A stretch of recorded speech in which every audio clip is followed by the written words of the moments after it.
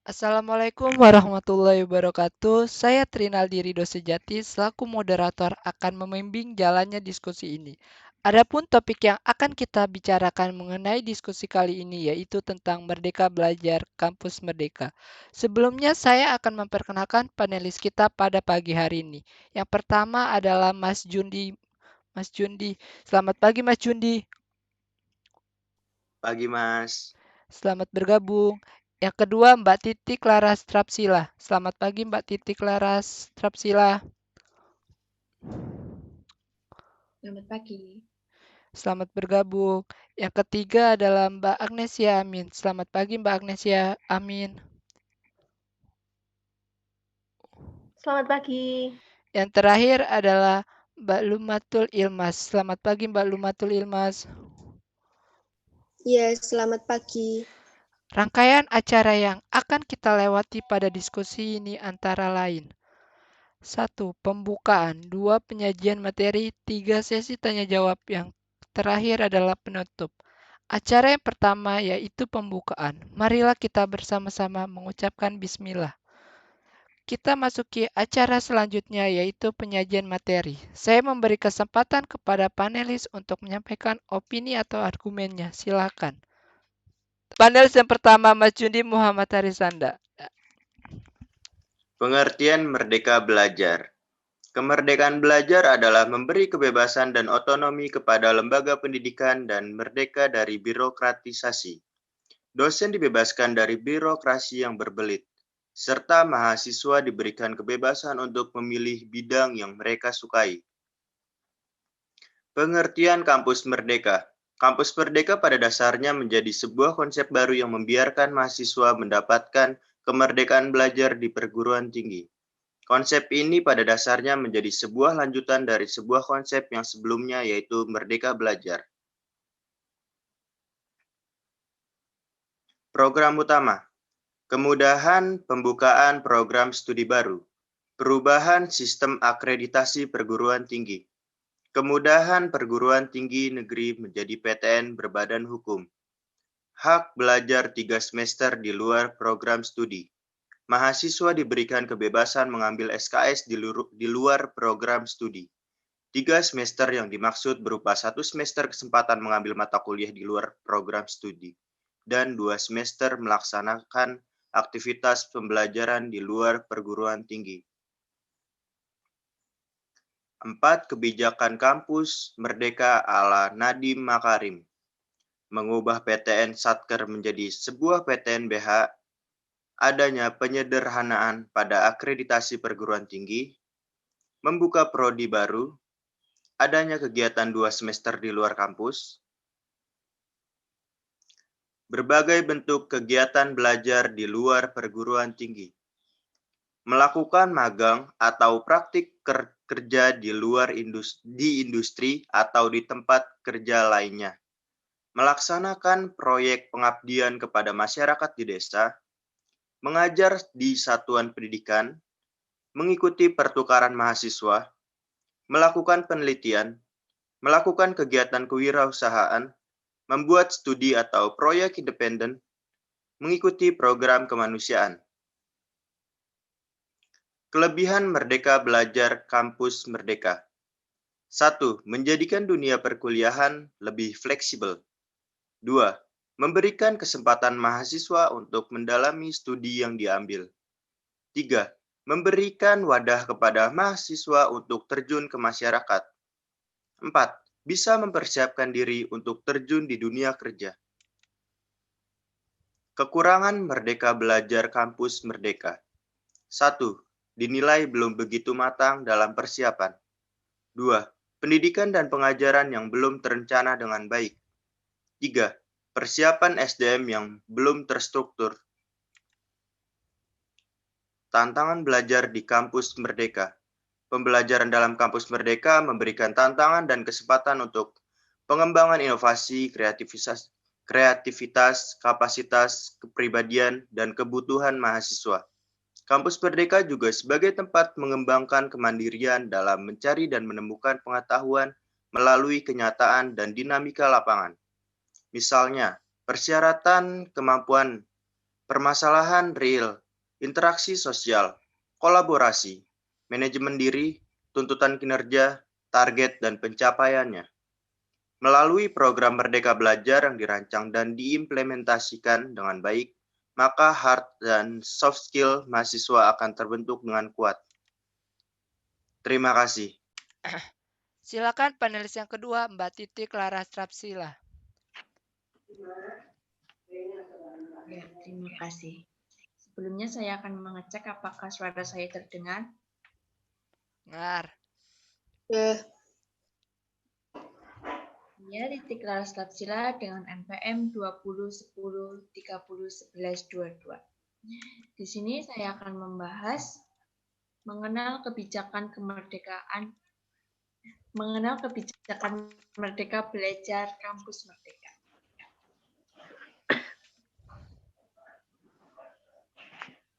Sebelumnya saya akan menjelaskan latar belakang. Kampus Merdeka ialah kelanjutan dari konsep Merdeka Belajar yang diluncurkan oleh Menteri Pendidikan dan Kebudayaan.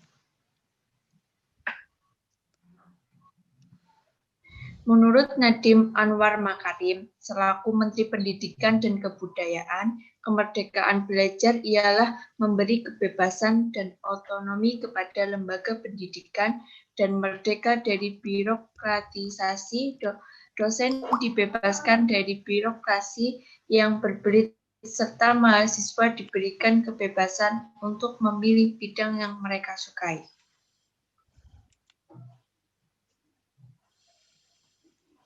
Dasar Hukum Merdeka Belajar Kampus Merdeka. Yang pertama, pembukaan program studi baru. Dalam dasar hukumnya terdapat dalam Permendikbud nomor 7 tahun 2020 tentang pendirian, perubahan, pembubaran perguruan tinggi negeri dan pendirian, perubahan, pencabutan izin perguruan tinggi swasta. Kedua, Permendikbud nomor 5 tahun 2020 tentang akreditasi program studi dan perguruan tinggi. Poin kedua, sistem akreditasi perguruan tinggi. Terdapat dalam Permendikbud nomor 5 tahun 2020 tentang akreditasi program studi dan perguruan tinggi. Poin ketiga, perguruan tinggi negeri badan hukum. Terdapat dalam Permendikbud nomor 4 tahun 2020 tentang perubahan perguruan tinggi negeri menjadi perguruan tinggi negeri badan hukum. Kemudian dalam Permendikbud nomor 6 tahun 2020 tentang penerimaan mahasiswa baru program sarjana pada perguruan tinggi negeri. Yang keempat, hak belajar 3 semester di luar program studi terdapat dalam Permendikbud nomor 3 tahun 2020 tentang Standar Nasional Perguruan Tinggi Negeri.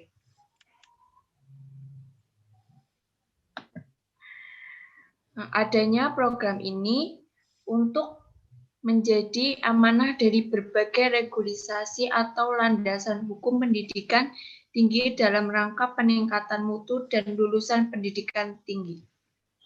Yang kedua, dituntut untuk merancang dan melaksanakan proses pembelajaran yang inovatif. Ketiga, untuk pembelajaran mencakup aspek sikap, pengetahuan, dan keterampilan secara optimal dan relevan.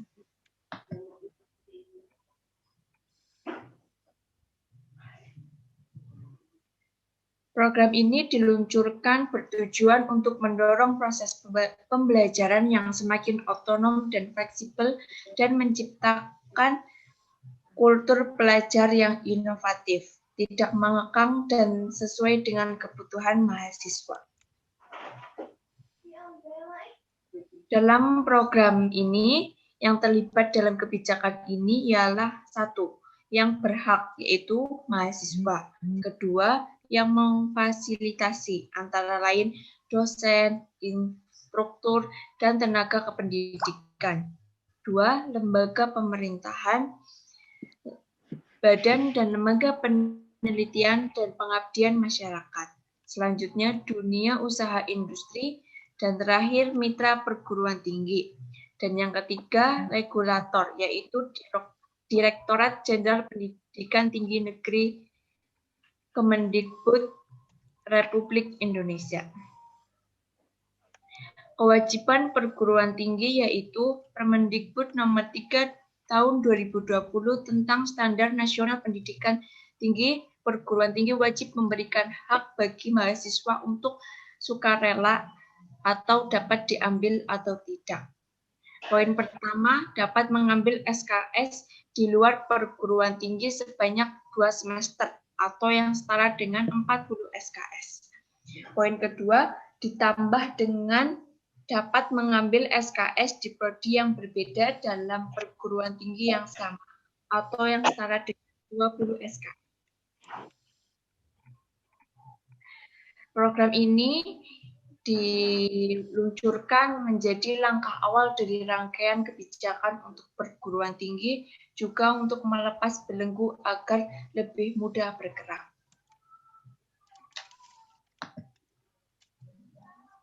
Pokok-pokok kebijakan Merdeka Belajar Kampus Merdeka. Poin pertama, pembukaan program studi baru.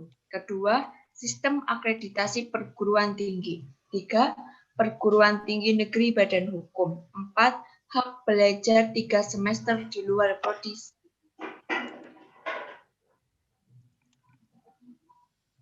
Pertama, saya akan menjelaskan 1, pembukaan program studi baru.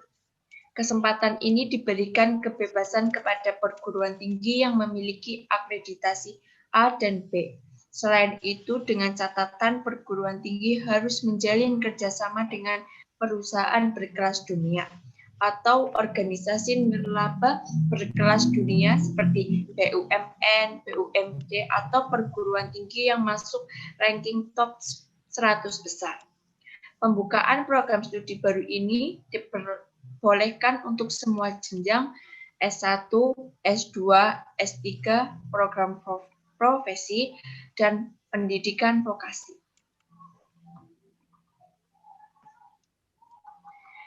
Kebijakan yang kedua yaitu sistem akreditasi perguruan tinggi.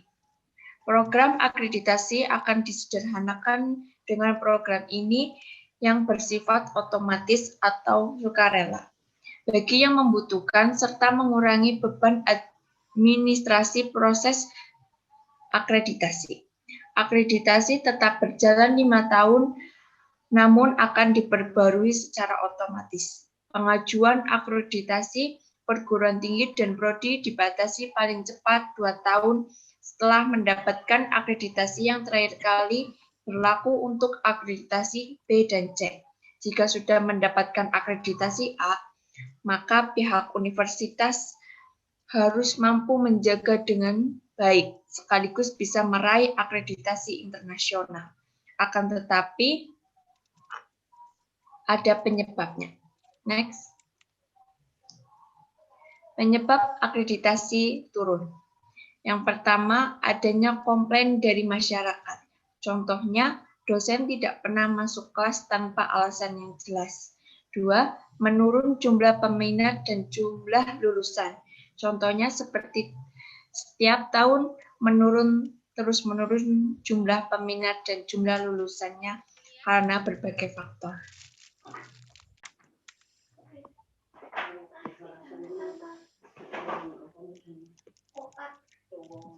Poin ketiga yaitu perguruan tinggi negeri badan hukum. Maksudnya yaitu kebebasan perguruan tinggi negeri badan hukum, di mana kebijakan ini membantu kemudahan bagi perguruan tinggi negeri, layanan, dan satuan kerja yang berminat menjadi perguruan tinggi negeri badan hukum tanpa satuan kerja yang berminat untuk menjadi perguruan tinggi badan hukum, adanya pengurangan subsidi dan pemerintah, dan tanpa ada minimum akreditasi. Selain itu, Kemendikbud memberi kemudahan perguruan tinggi, badan layanan umum, dan satuan kerja menjadi PTN badan hukum tanpa terkait status akreditasi. Kebijakan yang keempat, yaitu hak belajar 3 semester. Sistem kredit semester bukan lagi jam belajar melainkan sebagai jam kegiatan perguruan tinggi. Diwajibkan untuk memberi hak kepada mahasiswa untuk melaksanakan kegiatan di luar program studi, baik di dalam maupun di luar perguruan tinggi. Jadi, mahasiswa diperbolehkan mengambil ataupun tidak SKS di luar kampusnya sebanyak 2 semester atau setara dengan 40 SKS. Ditambah, mahasiswa juga dapat mengambil SKS di prodi lain dalam kampusnya sebanyak 1 semester dari total semester yang harus ditempuh. Ini tidak berlaku untuk prodi kesehatan, namun dapat memilih jenis yang akan dilakukan selain belajar di kelas seperti kegiatan magang, volunteer, pertukaran belajar, proyek sosial, serta riset dan penelitian.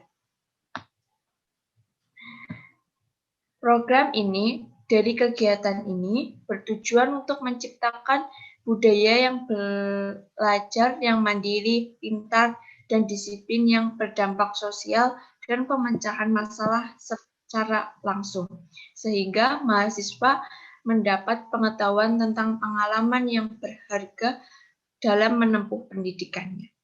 Sebuah analogi sederhana tentang konsep merdeka dan merdeka belajar boleh jadi menggambarkan kondisi masa lalu dan masa saat ini. Contohnya yaitu ketika semua membayangkan suatu hari mahasiswa kita S1 harus berenang ke pulau di laut bebas. Pada saat ini, perenang-perenang kita hanya dilatih satu gaya renang saja, misalnya gaya bebas. Satu gaya itu dianggap satu prodinya dia. Satu prodi 100% belajar di prodinya. Dan dia juga hanya dilatih di kolam renang. Kolam renang itu adalah kampus saat ini. Semua mahasiswa belajar satu disiplin ilmu saja dan juga berlatih di kolam renang yang aman dan tidak ada ombak, tidak ada arus, tidak ada cuaca, dengan beragam alat pengaman yang siap tersedia. Padahal dia harus berenang menuju satu pulau ke lautan bebas. Jadi bagaimana mungkin mereka bisa dijeburkan ke laut bebas tanpa ada survive?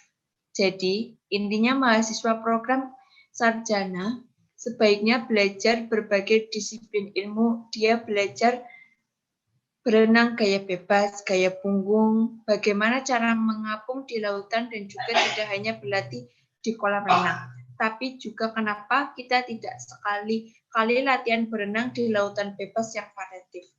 Inilah juga sebenarnya tujuan belajar 3 semester di luar prodi pada program S1 agar mahasiswa kita benar-benar siap diterjunkan berenang di laut yang terbuka, yaitu dunia yang nyata. Lanjut. Harapan dari keempat kebijakan ini yaitu 1. Dapat memberikan pengalaman konstekstual lapangan yang akan meningkatkan kompetensi mahasiswa secara utuh, siap kerja, atau menciptakan lapangan kerja baru. 2. Untuk menjawab tantangan perguruan tinggi untuk menghasilkan lulusan yang sesuai perkembangan zaman, iptek, tuntunan dunia usaha dan dunia industri maupun dinamika masyarakat.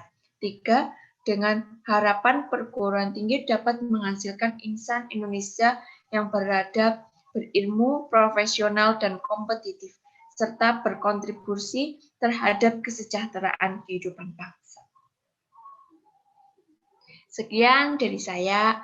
Terima kasih. Silakan panelis yang ketiga, Mbak Agnesia Amin. Terima kasih atas waktunya. Assalamualaikum warahmatullahi wabarakatuh. Oke, langsung saja saya akan menyampaikan materi saya mengenai Merdeka Belajar dan Kampus Merdeka. Latar belakang. Dalam rangka menyiapkan mahasiswa menghadapi perubahan sosial budaya, dunia kerja, dan kemajuan teknologi yang pesat, kompetensi mahasiswa harus dia siapkan untuk lebih gayut dengan kebutuhan zaman. Link and match tidak saja dengan dunia industri dan dunia kerja, tetapi juga dengan masa depan yang berupa dengan kecepatan.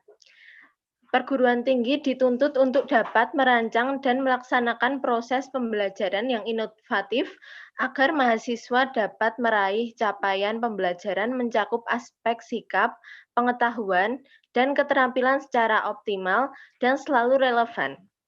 Kebijakan Merdeka Belajar dan Kampus Merdeka diharapkan dapat menjadi jawaban atas tuntutan tersebut. Kampus Merdeka merupakan wujud pembelajaran di perguruan tinggi yang otonom dan fleksibel sehingga tercipta kultur belajar yang inovatif, tidak mengekang, dan sesuai dengan kebutuhan mahasiswa. Oke, apa sih itu Merdeka Belajar dan Kampus Merdeka? Merdeka Belajar dan Kampus Merdeka merupakan salah satu kebijakan dari Menteri Pendidikan dan Kebudayaan Nadiem Makarim. Salah satunya program dari kebijakan Merdeka Belajar dan Kampus Merdeka adalah hak belajar 3 semester di luar program studi. Program tersebut merupakan amanah dari berbagai landasan hukum pendidikan tinggi dalam rangka peningkatan mutu pembelajaran dan lulusan pendidikan tinggi. Kebijakan Merdeka Belajar, Kampus Merdeka diharapkan dapat menjadi jawaban atas tuntutan tersebut. Kampus Merdeka merupakan wujud pembelajaran di perguruan tinggi yang otonom dan fleksibel sehingga tercipta kultur belajar yang inovatif, tidak mengekang, dan sesuai dengan kebutuhan manusia. Untuk landasan hukum. Landasan hukum pelaksanaan program kebijakan hak belajar 3 semester di luar program studi, diantaranya sebagai berikut. Undang-Undang Nomor 20 Tahun 2003 tentang Sistem Pendidikan Nasional. Kemudian yang kedua, Undang-Undang Nomor 12 Tahun 2012 tentang Pendidikan Tinggi. Yang ketiga, Undang-Undang Nomor 6 Tahun 2014 tentang Desa.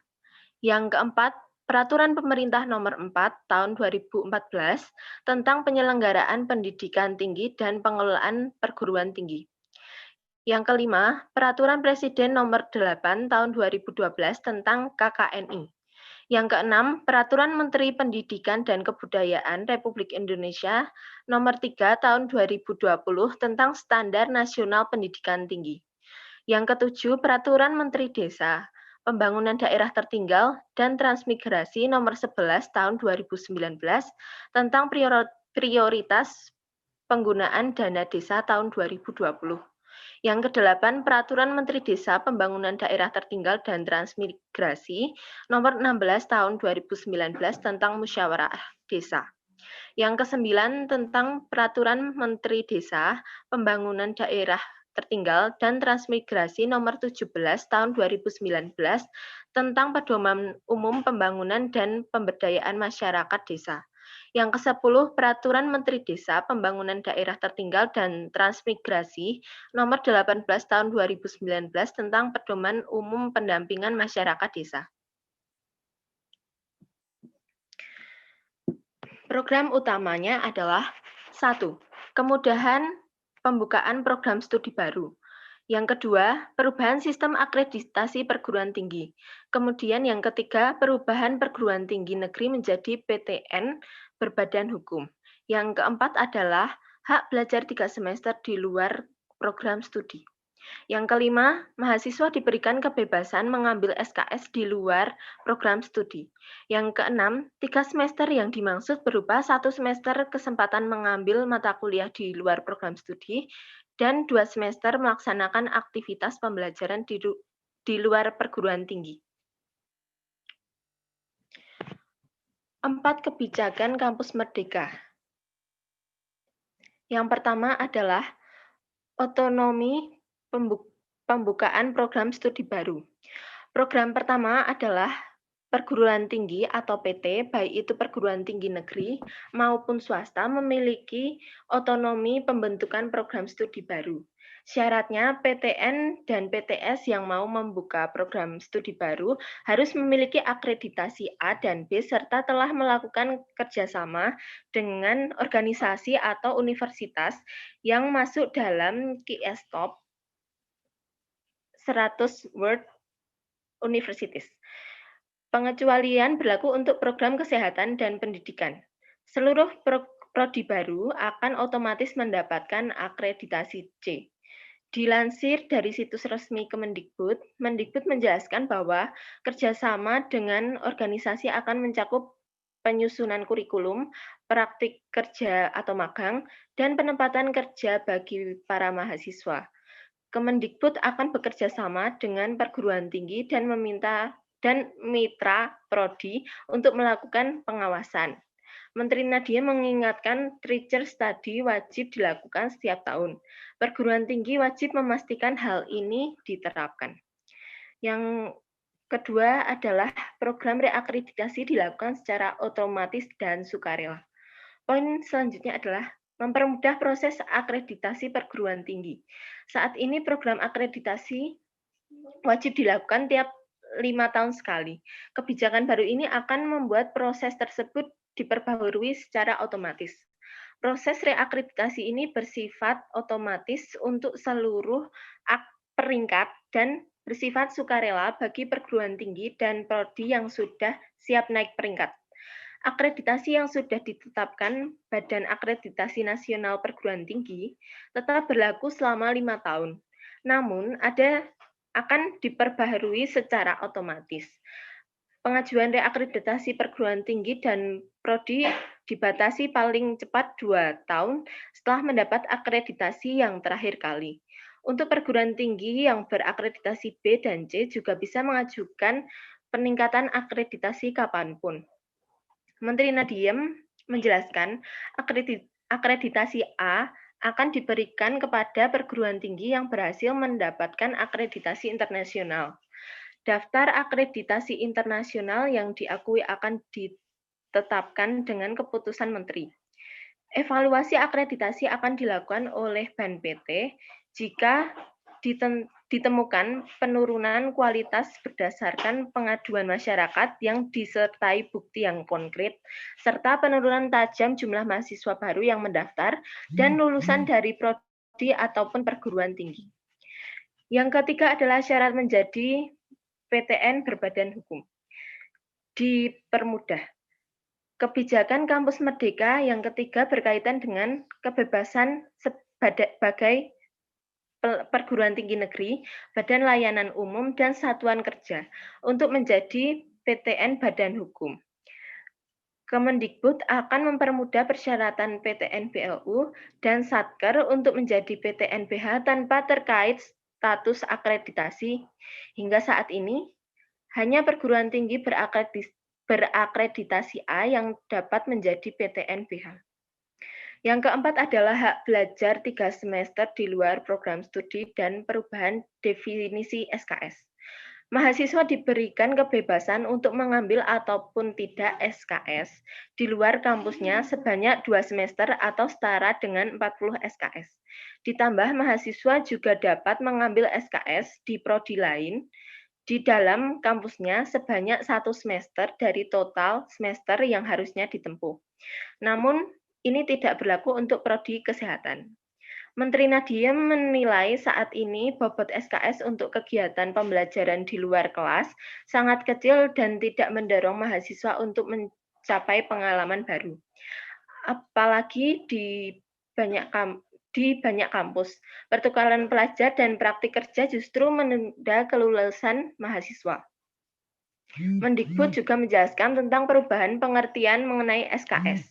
Setiap SKS diartikan sebagai jam kegiatan, bukan lagi jam belajar. Kegiatan di sini bisa berarti belajar di kelas, magang, atau praktik kerja di luar di industri atau organisasi. Pertukaran pelajar, pengabdian mahasiswa, wirausaha, riset, studi independen, atau kegiatan mengajar di daerah terpencil. Daftar kegiatan yang diambil oleh mahasiswa dapat dipilih dari program yang ditentukan pemerintah dan atau program yang disetujui oleh rektornya. Setiap kegiatan yang dipilih mahasiswa harus dibimbing oleh seorang dosen yang ditentukan oleh kampusnya. Next. Apa tujuan kebijakan Merdeka Belajar dan Kampus Merdeka? Tujuan kebijakannya adalah Merdeka Belajar dan Kampus Merdeka. Ini yaitu hak belajar 3 semester di luar program studi. Adalah untuk meningkatkan kompetensi lulusan, baik soft skill maupun hard skill, agar lebih siap dan relevan dengan kebutuhan zaman. Menyiapkan lulusan sebagai pemimpin masa depan bangsa yang unggul dan berkepribadian. Program-program experiential learning dengan jalur yang fleksibel diharapkan akan dapat memfasilitasi mahasiswa mengembangkan potensinya sesuai dengan passion dan bakatnya. Next, persyaratan umum. Dalam melaksanakan kebijakan Merdeka Belajar Kampus Merdeka, program hak belajar 3 semester di luar program studi, terdapat beberapa persyaratan umum yang harus dipenuhi oleh mahasiswa maupun perguruan tinggi. Di antaranya adalah mahasiswa berasal dari program studi yang terakreditasi. Yang kedua, mahasiswa aktif yang terdaftar pada PDD-IKTI atau Pangkalan Data Pendidikan Tinggi. Next. Peran pihak terkait adalah A. Perguruan tinggi. Permendikbud nomor 3 tahun 2020 tentang Standar Nasional Pendidikan Tinggi, yaitu perguruan tinggi wajib memfasilitasi hak bagi mahasiswa agar dapat sesuai, yaitu untuk mengambil SKS di luar program studi paling lama 2 semester atau setara dengan 40 SKS. Yang kedua adalah dapat mengambil SKS di luar program studi yang berbeda di perguruan tinggi yang sama sebanyak 1 semester atau setara dengan 20 SKS. 2. Menyetujui kebijakan pedoman atau akademik untuk memfasilitasi kegiatan pembelajaran di luar program studi. Yang ketiga, membentuk dokumen kerjasama dengan mitra. Yang kedua adalah fakultas. Yang harus dilakukan adalah menyiapkan fasilitas data mata kuliah tingkat fakultas yang bisa diambil mahasiswa lintas prodi.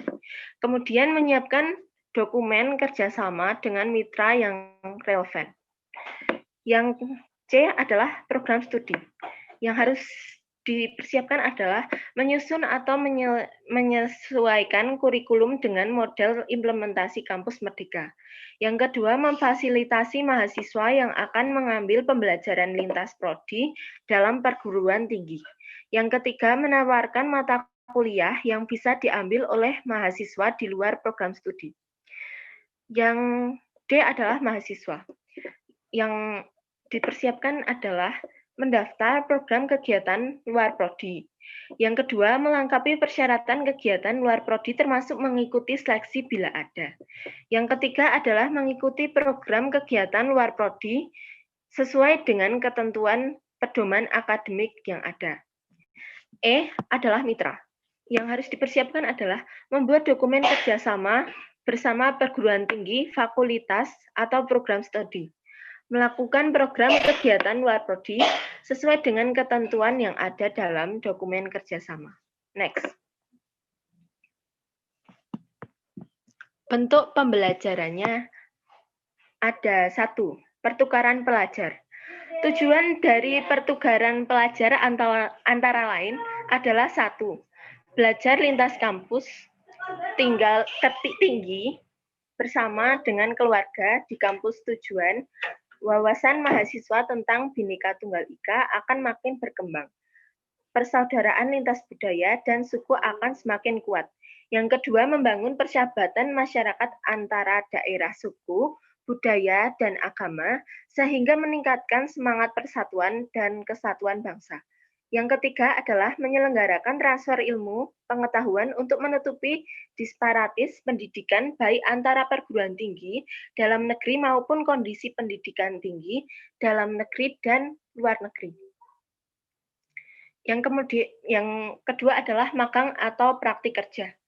Tujuan program magang antara lain adalah memberikan pengalaman yang cukup kepada mahasiswa, pembelajaran langsung di tempat kerja.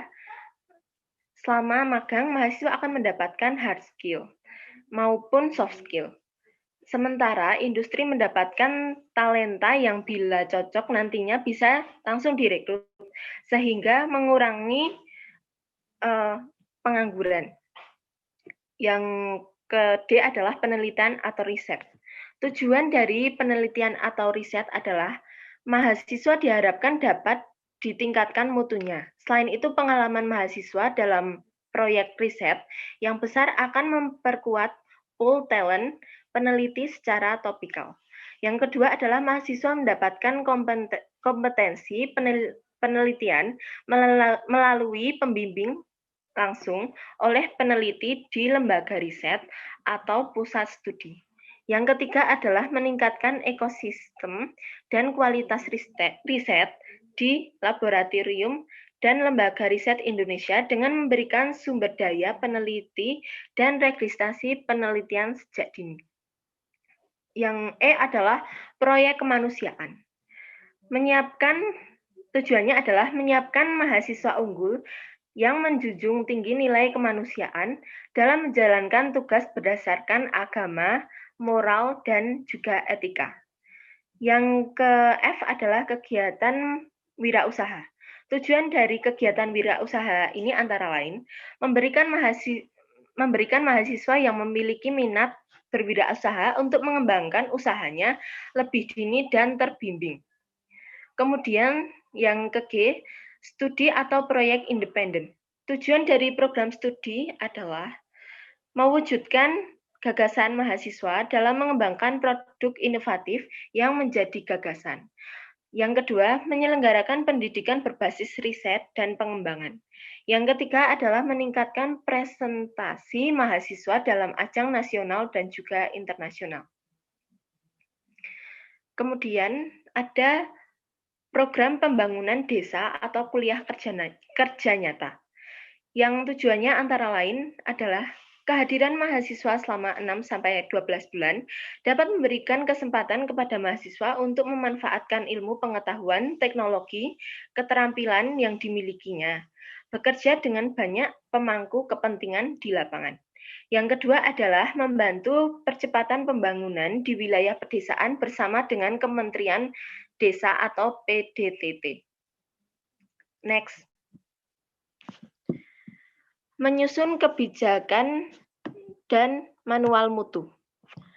Perguruan tinggi menyusun kebijakan dan manual mutu untuk program kampus merdeka yang terintegrasi dengan penjaminan mutu perguruan tinggi.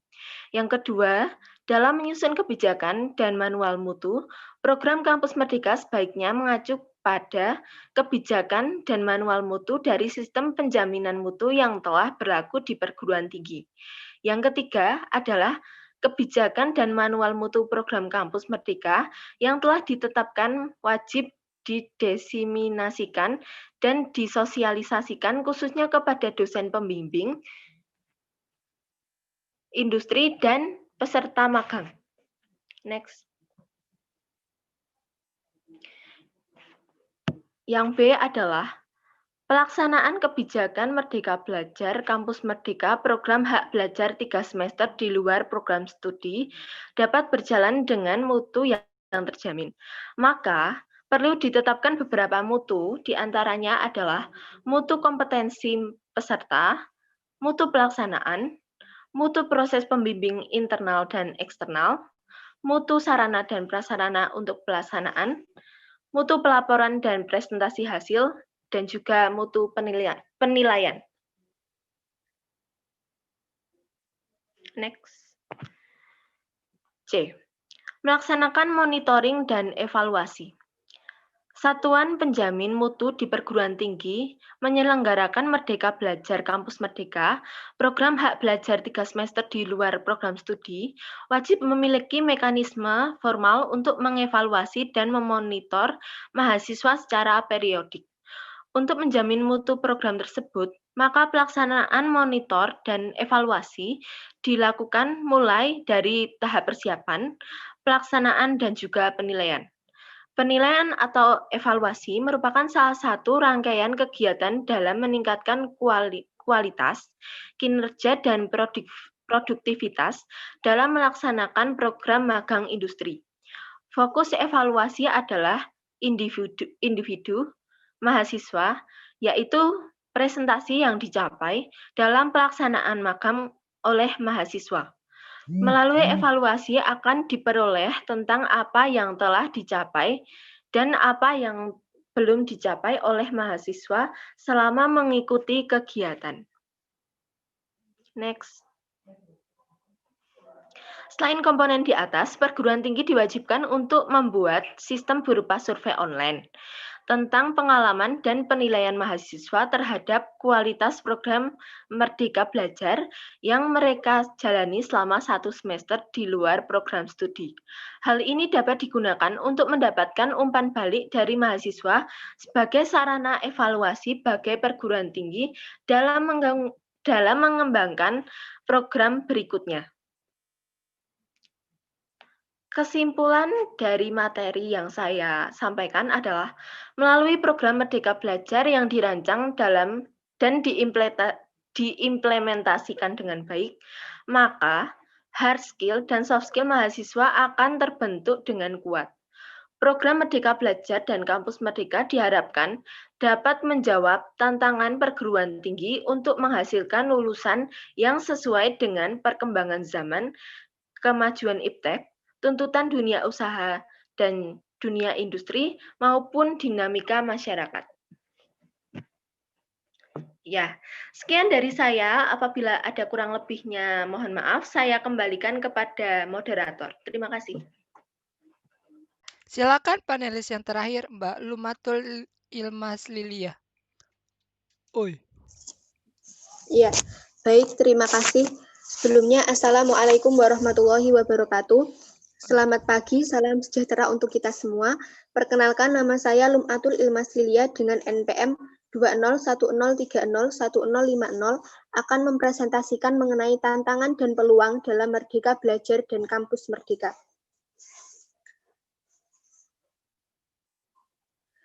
Mengenal Merdeka Belajar dan Kampus Merdeka. Apa itu Merdeka Belajar?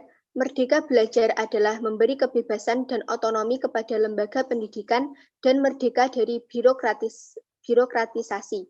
Dosen dibebaskan dari birokrasi yang berbelit, serta mahasiswa diberikan kebebasan untuk memilih bidang yang mereka sukai, menurut Nadiem Makarim, Menteri Pendidikan dan Kebudayaan. Kemudian, apa itu Kampus Merdeka? Kampus Merdeka merupakan suatu konsep baru yang memberikan mahasiswa mendapatkan kemerdekaan belajar di perguruan tinggi, yang merupakan implementasi visi dan misi dari Presiden Joko Widodo.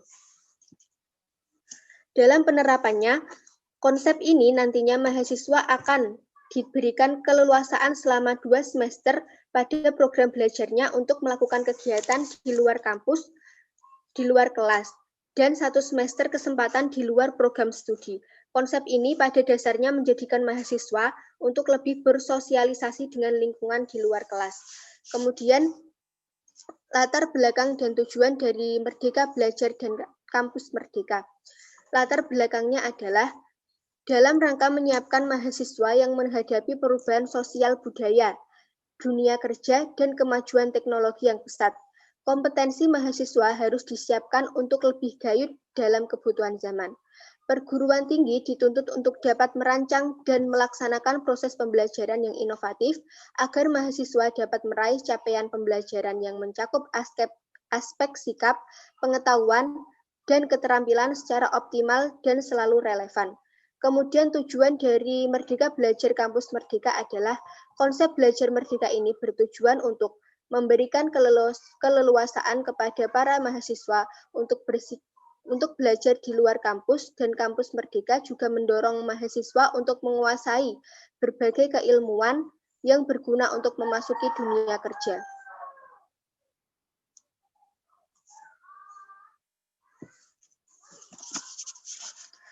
Kemudian harapan diadakannya Kampus Merdeka dan Merdeka Belajar adalah program ini diharapkan dapat menjawab tantangan perguruan tinggi untuk menghasilkan lulusan sesuai perkembangan zaman, kemajuan ilmu pengetahuan dan teknologi, tujuan dunia usaha dan dunia industri maupun dinamika masyarakat.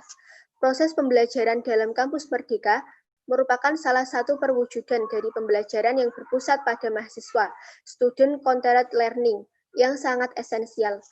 Pembelajaran dalam kampus merdeka memberikan tantangan dan kesempatan untuk mengembangkan inovasi, kreativitas, kapasitas, kepribadian, dan kebutuhan mahasiswa, serta mengembangkan kemandirian dalam mencari dan menemukan pengetahuan melalui kenyataan dan dinamika lapangan, seperti persyaratan kemampuan, permasalahan real, interaksi sosial, kolaborasi, manajemen real, tuntutan kerja, target, dan pencapaian.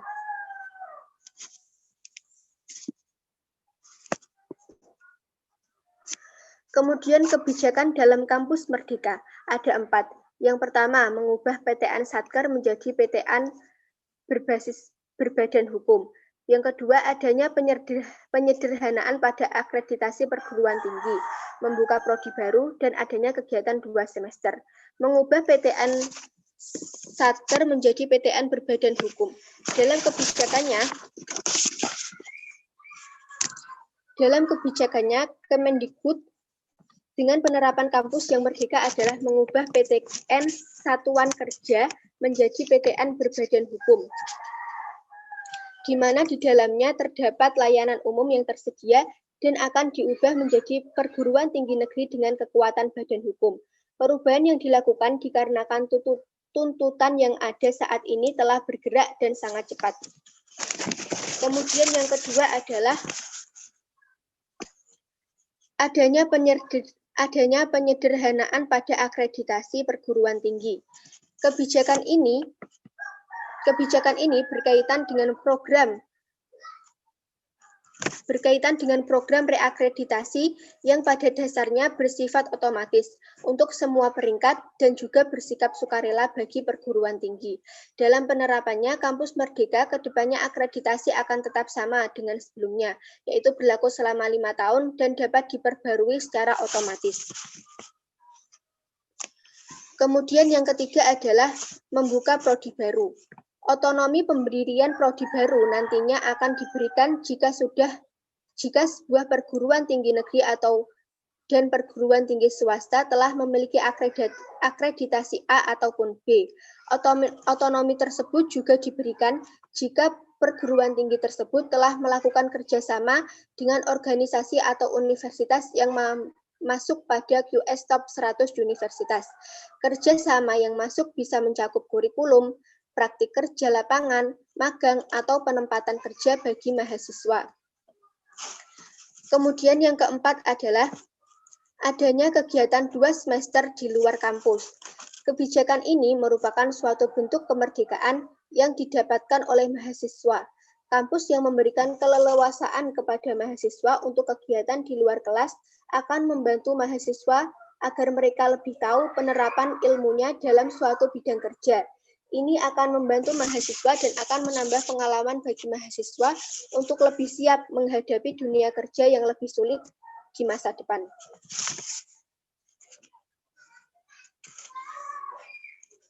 Kemudian slide selanjutnya, program-program kegiatan di luar kampus. Terdapat program-program kegiatan di luar kampus yang dapat dilaksanakan oleh mahasiswa selama 2 semester.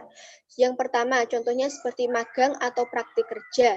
Kemudian proyek di desa. Yang ketiga adalah mengajar di sekolah. Yang keempat, melakukan pertukaran pelajar. Kemudian yang kelima, melakukan penelitian atau riset. Yang keenam, melakukan kegiatan wirausaha. Yang ketujuh, melakukan studi atau proyek independen. Dan yang kedelapan adalah melakukan proyek kemanusiaan.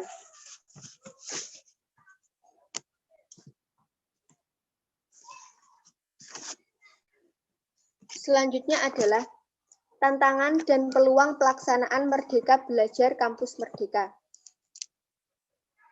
Tantangan yang harus dihadapi mahasiswa dan perguruan tinggi diantaranya, yang pertama, adanya kemungkinan kesulitan dalam penanganan administrasi mahasiswa yang pindah dari satu prodi ke prodi lainnya, atau bahkan satu kampus ke kampus lainnya.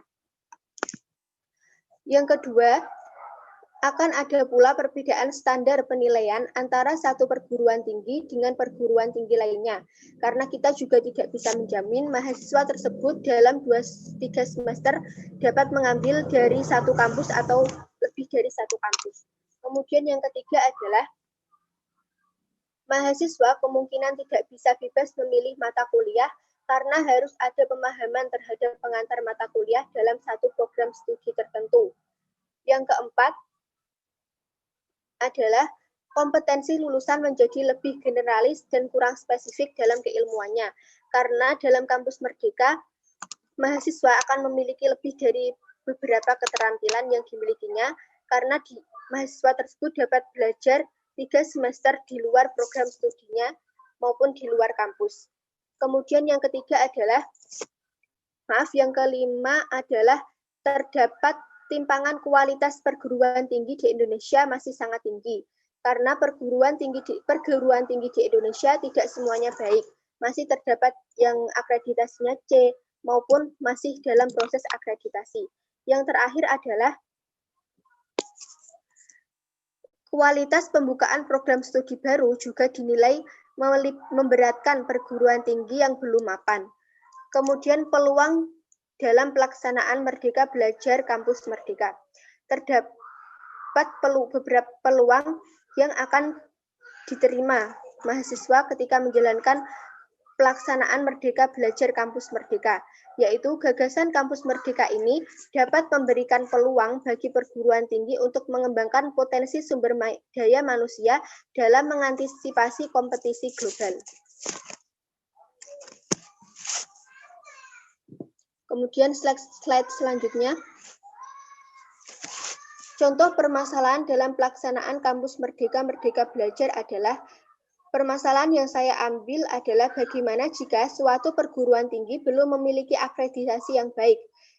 Kemudian solusinya adalah untuk perguruan tinggi yang belum baik atau misalnya masih berakreditasi C dan masih dalam proses akreditasi, maka bisa mengajukan peningkatan akreditasi tersebut. Dan pemerintah juga dapat memberikan kemudahan dan keringanan dalam proses peningkatan akreditasi tersebut agar proses akreditasi tersebut segera mendapatkan nilai yang baik.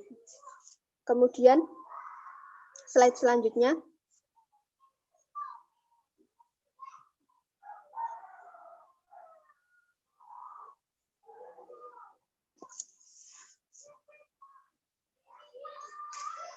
Menjawab tantangan pelaksanaan Kampus Merdeka dan Merdeka Belajar.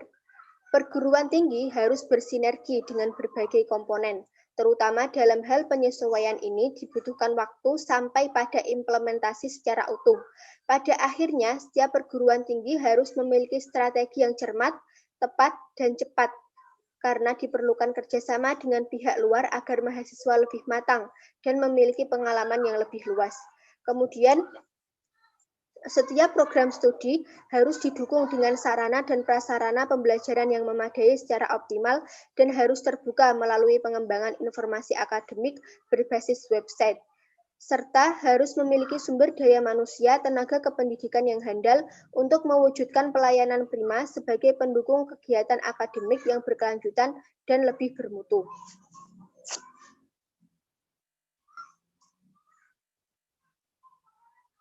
Kemudian kesimpulan. Kesimpulan dari Kampus Merdeka Belajar adalah Kampus Merdeka merupakan suatu konsep baru yang memberikan mahasiswa mendapatkan kemerdekaan belajar di perguruan tinggi, yang merupakan implementasi visi misi dari Presiden Joko Widodo, dengan tujuan untuk menciptakan generasi yang menguasai berbagai keilmuan dalam memasuki dunia kerja di masa depan. Karena kita tahu dunia kerja di masa depan sangat sulit ditebak dan sangat sulit mencari lapangan pekerjaan. Maka dari itu kita bisa menciptakan lapangan pekerjaan sendiri. Kemudian generasi yang menguasai berbagai keilmuan dalam memasuki dunia kerja, konsep baru ini juga memberikan peluang dan tantangan tersendiri dalam dunia pendidikan. Terlepas dari peluang dan tantangan dari kebijakan ini, yang terpenting adalah bagaimana perguruan tinggi, baik perguruan tinggi swasta maupun perguruan tinggi negeri, mencetak lulusan yang unggul, kompetitif, berkepribadian, dan berkarakter yang tidak tercerabut dari budaya, karena kualitas-kualitas tersebut yang akan berkontribusi positif terhadap kesejahteraan kehidupan bangsa. Baik, terima kasih. Sekian presentasi dari saya. Mohon maaf apabila ada kesalahan. Wassalamualaikum warahmatullahi wabarakatuh. Baik, terima kasih kepada panelis yang telah menyampaikan materi dengan baik. Selanjutnya, saya selaku moderator akan ada sesi tanya-jawab. Yang pertama adalah Mas Judi Muhammad Harisanda. Pertanyaannya adalah, seperti apa pelaksanaan kebijakan Merdeka Belajar di perguruan tinggi ini? Ya, kebijakan Merdeka Belajar Kampus Merdeka mendorong proses pembelajaran di perguruan tinggi yang semakin otonom dan fleksibel. Hal ini bertujuan demi terciptanya kultur belajar yang inovatif, tidak mengekang, dan sesuai dengan kebutuhan masing-masing perguruan tinggi. Terima kasih, Mas. Iya, sama-sama. Yang kedua adalah Mbak Titik Laras. Pertanyaannya adalah, apakah yang menjadi latar belakang dilakukan kegiatan magang atau praktik industri dalam kebijakan dalam poin keempat, yakni hal belajar 3 semester di luar program studi? Baik, saya akan menjawab. Mungkin latar belakangnya selama ini mahasiswa kurang mendapatkan pengalaman kerja di industri atau dunia profesi nyata, sehingga kurang siap bekerja. Sementara magang yang berjangka pendek kurang dari 6 bulan sangat tidak cukup untuk memberikan pengalaman dan kompetensi industri bagi mahasiswa. Perusahaan yang menerima magang juga menyatakan magang dalam waktu yang sangat pendek tidak bermanfaat, bahkan mengganggu aktivitas di industri. Sekian. Ya, baik. Sama-sama. Yang ketiga adalah dari Mbak Agnesia Amin. Pertanyaannya adalah, apakah Merdeka Belajar dan Kampus Merdeka dapat dilaksanakan di daerah terpencil? Ya, Bapak Nadia Makarim memastikan universitas di daerah terpencil dapat merasakan program Merdeka Belajar. Nadia menyebutkan proses mereka yang di pelosok malah menguntungkan karena mereka lebih bebas memilih kurikulum untuk daerahnya. Bapak Nadiem juga menuturkan bahwa universitas itu bisa lebih leluasa dalam menentukan prodi yang akan dijalankan, termasuk melakukan pembelajaran yang berhubungan dengan industri yang beroperasi di dekat kampus. Namun tantangannya adalah teknologi. Sebagai langkah awalnya, Bapak Nadiem menyarankan akses internet dibuka di wilayah terpencil dengan akses internet yang mudah, maka pergerakan kampus dan pendidikan pun diyakini akan lebih leluasa. Gitu. Terima kasih. Terima kasih atas jawabannya. Yang terakhir adalah Mbak Lilia. Pertanyaannya adalah, bagaimana perguruan tinggi swasta melaksanakan Merdeka Belajar jika dalam praktek magang saja masih ada yang memikirkan untuk menerima sebuah perguruan tinggi swasta? Baik, terima kasih atas pertanyaannya. Akan saya jawab. Jadi, perguruan tinggi swasta tetap bisa melakukan Merdeka Belajar jika akreditasi perguruan tinggi tersebut sudah memenuhi persyaratan yang berlaku dan juga telah melakukan organisasi dengan beberapa universitas dan organisasi yang masuk dalam 100 top ranking university. Kemudian perihal seseorang itu berasal dari perguruan tinggi negeri maupun perguruan tinggi swasta, menurut saya itu bukan menjadi sebuah masalah, karena yang akan dilihat ketika terjun dalam dunia kerja adalah kualitas orang tersebut. Sebuah perusahaan akan lebih baik jika melakukan seleksi terlebih dahulu sebelum menerima karyawannya, sehingga tidak terjadi diskriminasi perguruan tinggi. Terima kasih. Selanjutnya, saya selaku moderator akan menyampaikan kesimpulan. Dari uraian di atas, saya bisa menarik kesimpulan secara umum bahwa Merdeka Belajar dan Kampus Merdeka Pak Menteri tentang 1. Pembukaan program studi baru, 2. Sistem akreditasi perguruan tinggi, 3. Kebebasan menjadi perguruan tinggi negeri dan berbadan hukum, 4. Hak belajar 3 semester di luar program studi. Sangat membawa angin segar dalam perubahan kampus yang jauh lebih otonom dari paradigma lama. Adapun kelebihan dan kekurangan Merdeka Belajar dan Kampus Merdeka. Kelebihannya adalah memudahkan proses belajar mengajar serta meningkatkan pemahaman bagi peserta didik. Kekurangannya adalah kurangnya biaya bagi anak-anak yang mampu dan kurangnya pemahaman bagi anak-anak yang mengalami keterlambatan belajar. Demikian diskusi panel kelompok kami. Saya sebagai moderator memohon maaf atas kesalahan saya. Terima kasih. Wassalamualaikum warahmatullahi wabarakatuh.